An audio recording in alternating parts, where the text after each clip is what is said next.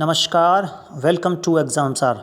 मैं हूं रंजीत सिंह और इस वीडियो में हम भूगोल के इम्पोर्टेंट एमसीक्यूज़ को देखेंगे और उसका एक्सप्लेनेशन भी करेंगे ताकि उससे रिलेटेड और भी क्वेश्चन आए तो उसको आप सॉल्व कर पाएँ। चलिए शुरुआत करते हैं क्वेश्चन नंबर 1 से। केरल का कुट्टानाड प्रसिद्ध है। ऑप्शन 1 मीठे पानी की झील के लिए, ऑप्शन 2 भारत का न्यूनतम ऊंचाई वाला क्षेत्र, ऑप्शन 3 प्रवाल द्वीप, ऑप्शन 4 सबसे उत्तरतम बिंदु।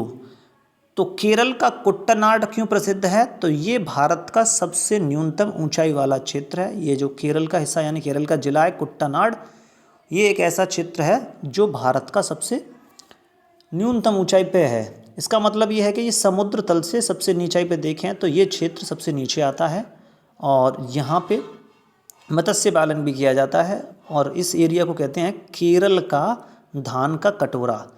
तो केरल का कुट्टनाड क्यों प्रसिद्ध है? तो भारत का न्यूनतम ऊंचाई वाला क्षेत्र है केरल का कुट्टनाड। चलिए नेक्स्ट क्वेश्चन की ओर बढ़ते हैं। क्वेश्चन नंबर 2, जहाँ पूर्वी और पश्चिमी घाट मिलते हैं वहाँ निम्नलिखित में से कौन सी पहाड़ियाँ अवस्थित हैं?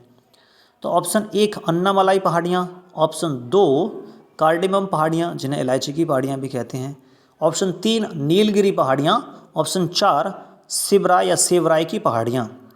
तो जहाँ पूर्वी और पश्चिमी घाट मिलते हैं वहाँ पे कौन सी पहाड़ियाँ हैं? तो यहाँ पे हैं नीलगिरी की पहाड़ियाँ। ठीक है जी। और नीलगिरी की पहाड़ियों को पहाड़ियों की रानी भी कहा जाता है और नीलगिरी की पहाड़ियों की सबसे ऊंची जो चोटी है इसका नाम है दोद्दा बेट्टा। कौन सी है इसकी सबसे ऊंची चोटी? तो इस दोद्दा बेट्टा। और यहाँ पे नीलगिरी की पहाड़ियों में एक जनजाति पाई जाती है, ये भी आप याद कर लीजिए, और उस जनजाति का नाम है टोडा। टोडा जनजाति यहाँ पे पाई जाती है नीलगिरी की पहाड़ियों में। चलिए नेक्स्ट क्वेश्चन की ओर बढ़ते हैं।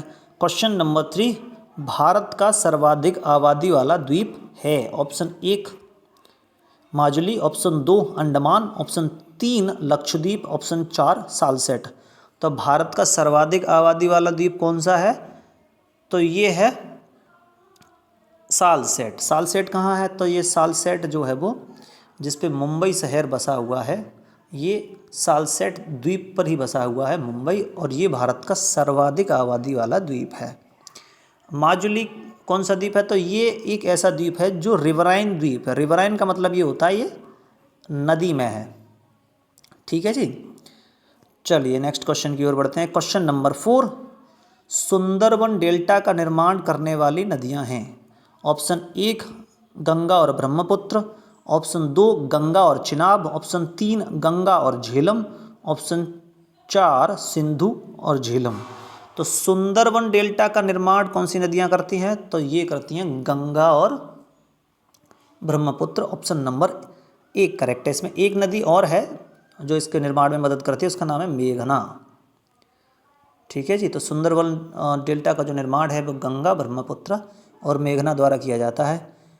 ये एरिया दो देशों के बीच आता है, एक तो इसमें बांग्लादेश है और दूसरा है इंडिया। ठीक है जी। और 2/3 क्षेत्र इस सुंदरबन डेल्टा क्षेत्र का भारत बांग्लादेश के अंडर में आता है और शेष क्षेत्र जो है वो इंडिया के अंडर में आता है। चलिए नेक्स्ट क्वेश्चन की ओर बढ़ते हैं। क्वेश्चन नंबर 5, चंबल नदी पर कौन सा बांध निर्मित है? तो option 1 Indira Sagar, option 2 Gandhi Sagar, option 3 Sardar Sarovar, option 4 Bhakra बांध। तो चंबल नदी पर कौन सा बांध निर्मित है? तो इस पे है गांधी सागर। तो गांधी सागर जो है वो चंबल नदी पर है। चलिए बाकी भी देख लेते हैं। इंदिरा सागर कौन सी नदी पे है? तो ये नर्मदा नदी पे है। ठीक है जी। गांधी सागर आपको पता लगेगा, ये चंबल नदी पे है। सरदार सरोवर कौन सी पे है? तो सरदार सरोवर भी नर्मदा नदी पे ही है। ठीक है।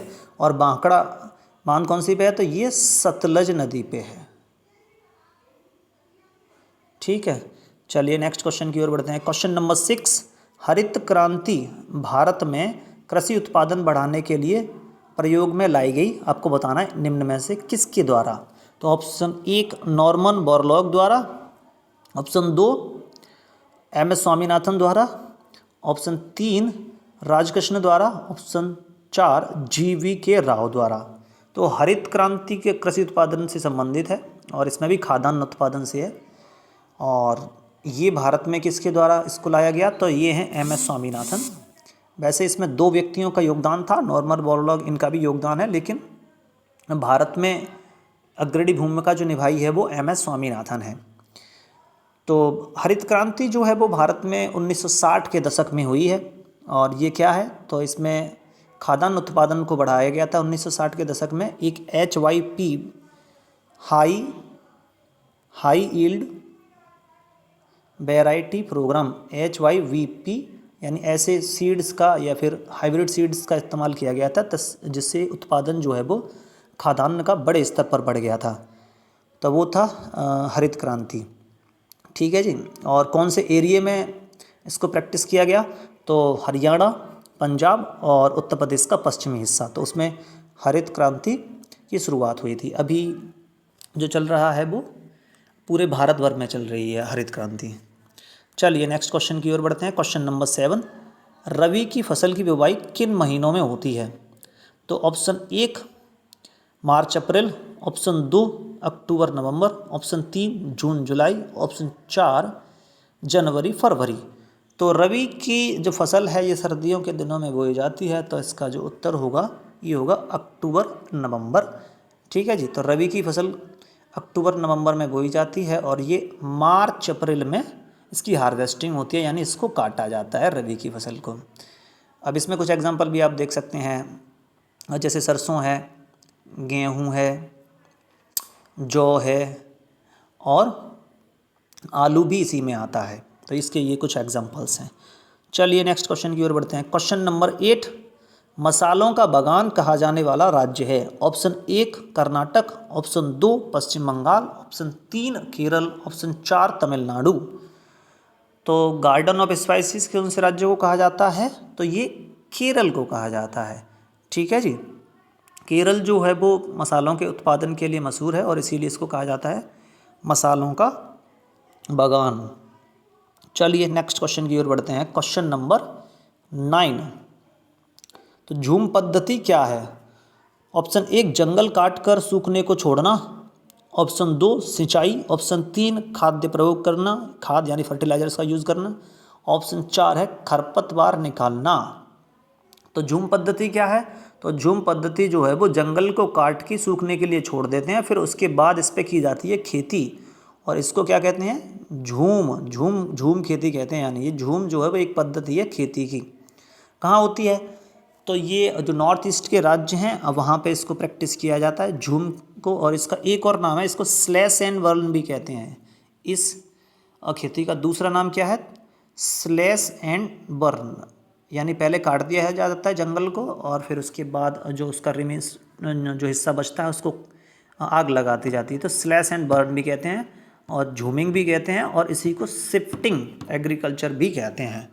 तो कौन से एरिया में ये होती है? तो नॉर्थ ईस्ट में इसको प्रैक्टिस किया जाता है, नागालैंड में, मेघालय, असम के भी पहाड़ी क्षेत्रों में इसको किया जाता है। चलिए नेक्स्ट क्वेश्चन की ओर बढ़ते हैं। तो क्वेश्चन नंबर 10, राष्ट्रीय केला अनुसंधान केंद्र स्थित है? ऑप्शन 1 त्रिची में, ऑप्शन 2 सहारनपुर में, ऑप्शन 3 पुणे में, ऑप्शन 4 भोपाल में। तो राष्ट्रीय केला अनुसंधान केंद्र कहाँ स्थित है? तो ये त्रिची में स्थित है, यानी ऑप्शन नंबर 1 इसका करेक्ट है। और राष्ट्रीय केला अनुसंधान केंद्र ये जो है वो ICAR द्वारा, Indian council of agricultural research द्वारा 1993 में केला के क्षेत्र में रिसर्च करने के लिए इसकी स्थापना की गई है। ठीक है जी।